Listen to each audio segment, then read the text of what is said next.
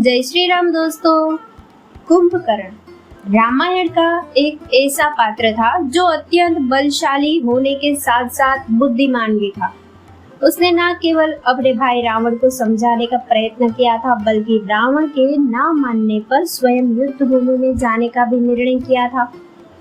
हालांकि कुंभकर्ण को परिणाम का पता था, लेकिन अपने बड़े भाई की आज्ञा मानकर उसने युद्ध भूमि में जाने का निर्णय लिया। जब भगवान श्री राम समुद्र पर पुल बनाकर लंका पहुंच गए और रावण के कई बेटे व योद्धा उस युद्ध में मारे गए थे, तब अहंकार में भरकर रावण स्वयं युद्ध करने गया, किंतु वहां उसे श्री राम के द्वारा हार का मुख देखना पड़ा। स्वयं का ऐसा अपमान देखकर रावण ने कुंभकर्ण को निद्रा से जगाया व उसे युद्ध भूमि में जाने का आदेश दिया। कुंभकर्ण ने रावण को माता सीता को लौटने व श्री राम से क्षमा मांगने का कहा, लेकिन ऐसा क्यों? इसका रहस्य रावण और कुंभकर्ण के संवाद में ही छिपा है। तो चलिए आज वो जानते हैं। कुंभकर्ण का धर्मवादी होना पहला तो यही है। हालांकि कुंभकर्ण ने एक राक्षसी माँ की कोख से जन्म लिया, किंतु उसके पिता एक महान ऋषि विश्रवा थे। रावण अपनी माँ के ज्यादा संपर्क में रहा था, वह पिता को कम मानता था, इसलिए उसमें राक्षसी गुण ज्यादा थे। किंतु कुंभकर्ण ने अपनी माँ व पिता दोनों का अनुसरण किया था, इसलिए उसमें राक्षस रूपी अहंकार व रक्तपात की भावना के साथ साथ अपने पिता के दैवीय गुणों का भी समावेश था। क्योंकि कुंभकर्ण भगवान ब्रह्मा के वरदान के कारण 6 माह तक सोता था और केवल एक दिन के लिए ही जागता था। उस एक दिन में वह इतना भूखा होता था कि वह सारा दिन भोजन करने में व बाकी मदिरापान इत्यादि चीजों में लगा रहता था।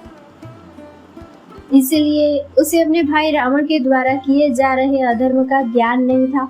जब उसने रावण के द्वारा माता सीता का अपहरण किए जाने व भगवान श्री राम से युद्ध करने की बात को सुना, तो उसने रावण को समझाने का प्रयत्न किया था।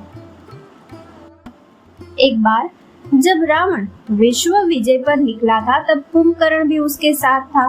तब रघुवंश के ही राजा अनरण्य से उनका भयंकर युद्ध हुआ था व उसमें उनकी मृत्यु हो गई थी। किंतु मरने से पहले राजा अनरण्य ने रावण को श्राप दिया था कि उनके कुल से ही कोई व्यक्ति एक दिन रावण का वध करेगा। ये बात कुंभकर्ण को याद थी और भगवान श्री राम का पराक्रम सुनकर और उनके विष्णु का अवतार होने के कारण उसे यह अनुभूति हो गई थी कि यह श्राप सच होने वाला है। इसलिए उसने रावण को उस श्राप की याद दिलाई थी। दूसरा तो यह है कि नारद का कुंभकर्ण को सचेत करना था। एक बार देवताओं के ऋषि नारद मुनि ने भगवान राम के अयोध्या में जन्म लेने के बाद कुंभकर्ण को संदेश दे दिया था कि इस धरती पर राक्षसों का नाश करने के लिए स्वयं भगवान विष्णु ने अयोध्या के राजा दशरथ के घर जन्म लिया है।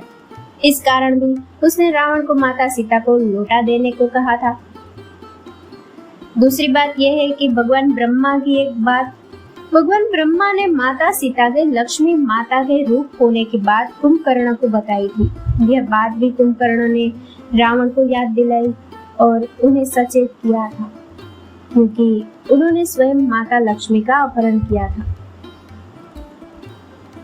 और है कायरों की भांति स्त्री का अपहरण करना।